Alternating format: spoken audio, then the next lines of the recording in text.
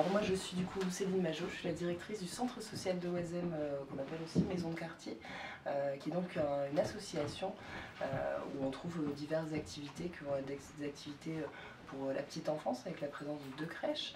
On va retrouver aussi des activités liées au secteur enfance, on a plusieurs sous-secteurs à la maison de quartier. Donc secteur enfance, on va retrouver les centres de loisirs, ce qu'on appelait avant les centres aérés, et des activités liées à l'accompagnement scolaire.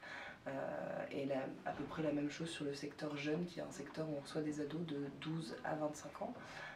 Et ensuite un gros secteur qui est le secteur famille adulte et seniors, où là on va retrouver des activités, à la fois des ateliers parents-enfants, mais aussi des activités pour toute tranche d'âge, et également pour tout type d'activités, c'est-à-dire on a certains bénévoles passionnés qui vont donner, alors c'est même pas des cours, c'est des ateliers de couture. On va retrouver également des ateliers cuisine, où on fait participer pas mal de personnes du quartier, que ce soit des jeunes ou des moins jeunes pour le coup, et un secteur un peu plus senior où on va retrouver des balades, des cours de mémoire, et aussi des cours d'alpha pour toute tranche d'âge. On a un centre social c'est-à-dire qu'on est financé par des financeurs qui vont être la CAF, la ville de Lille, le département, mais aussi d'autres cofinanceurs.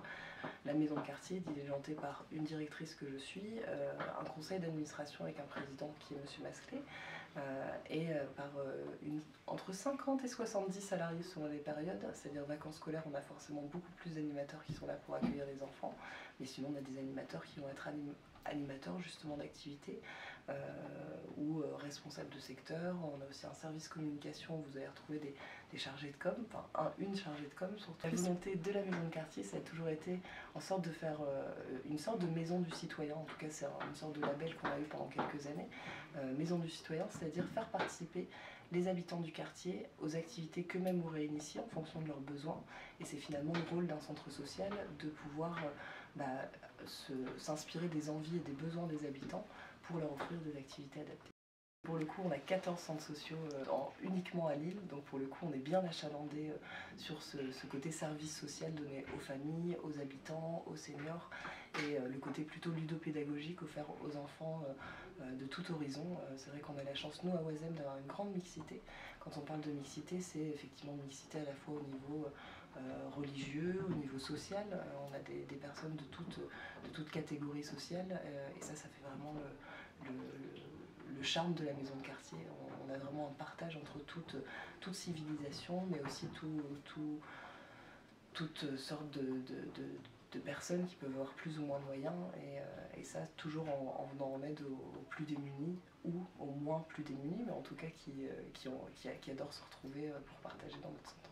Nous avons aussi un rôle politique dans la mesure où, quand nous participons avec la mairie à l'ensemble des centres sociaux, aux grandes orientations, par rapport aux centres sociaux, aussi par exemple au budget.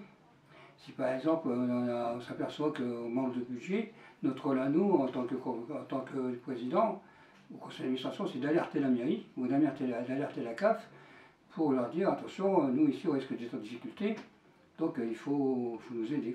Je sais que dans beaucoup d'autres villes, les budgets ils sont restreints, voire carrément arrêtés pour les centres sociaux.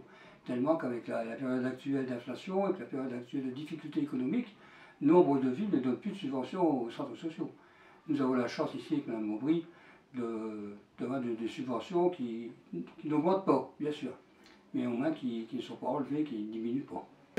En vérité, j'ai toujours été bénévole, j'ai toujours été militant. Moi, je suis un syndicaliste, donc toute ma vie, j'ai passé dans le syndicat.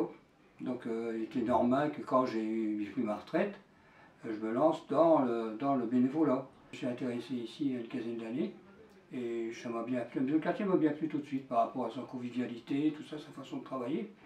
Et donc je me suis installé ici, et puis voilà, maintenant je me sens bien. Nous, en tant que citoyens, comme on dit, comme si on n'a pas les bagages que Mme Majot connaît. Hein, on n'a pas été à l'école comme elle. Donc effectivement, nous on se contente de gérer avec notre mémoire, tout ça, avec heureusement qu'elle est là, Mme Majot. Voilà. Et aussi un atout de la maison de quartier dans la mesure où on côtoie énormément de personnes qui sont d'origine étrangère. Donc quand ils arrivent ici, ils ne savent pas tellement parler français, ils ont du mal à faire les papiers, donc on est d'une aide précieuse.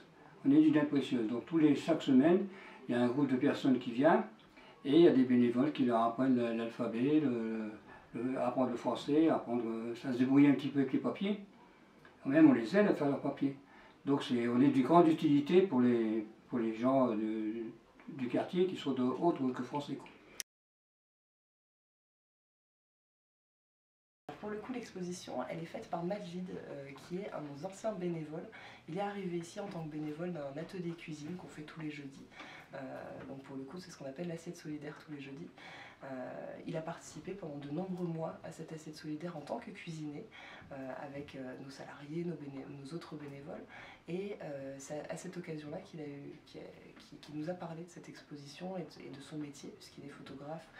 Lui en Iran depuis très longtemps, il est plutôt connu en Iran pour le coup pour toutes ses activités artistiques. Il fait de la production aussi, ce genre de choses. Et c'est vrai que mettre en lumière quelqu'un pour les journées des droits de la femme, ça semblait important que ce soit lui. Pour le coup c'est un homme, mais effectivement il met en valeur les femmes de son pays et ça nous a semblé tout opportun de faire appel à lui pour cette exposition. Mettre en valeur même un homme, parce que c'est vrai qu'on nous a fait le reproche de mettre en valeur un homme pour la journée du droit des femmes, mais c'est un homme qui met en valeur les femmes. Et effectivement les femmes d'un pays qui est plutôt où les femmes ne sont pas forcément mises en valeur, leurs droits peuvent être compromis sur différents aspects, je ne m'étalerai pas là-dessus, mais c'est vrai que ça nous a semblé très opportun de faire appel à lui déjà pour valoriser la personne en tant que bénévole, parce qu'il s'est donné beaucoup pour notre association. Ça nous a semblé normal de lui rendre l'appareil et de pouvoir effectivement mettre en valeur les belles photos qu'il a pu faire lui au fil des années et effectivement dans son pays. À l'occasion de la Journée internationale des droits des femmes, nous avons fait le choix d'exposer l'œuvre de Majid Bekarcher, donc les Mona Lisa iraniennes, tout simplement parce que en tout cas, je suis tombée amoureuse de son exposition et qu'elle reflète énormément son peuple en fait. Il a fait 500 portraits dans plusieurs villes en Iran et il a photographié enfants, femmes, hommes. Et toute son œuvre, tout n'est pas là ce soir, puisqu'il n'y a que 20 portraits, mais il a 500 portraits. Et un bénévole de chez nous, et valoriser son travail, et pour moi c'est important de mettre en avant toutes nos actions qui constituent la beauté qu'est la femme, mais aussi la beauté qu'est l'humanité. C'est une approche qui reste pour moi essentielle de faire parler de toutes les femmes dans le monde, que ce soit les femmes qui se battent pour leurs droits chez nous, mais aussi les femmes qui se battent pour leurs droits dans d'autres pays où ces femmes-là meurent pour leurs droits.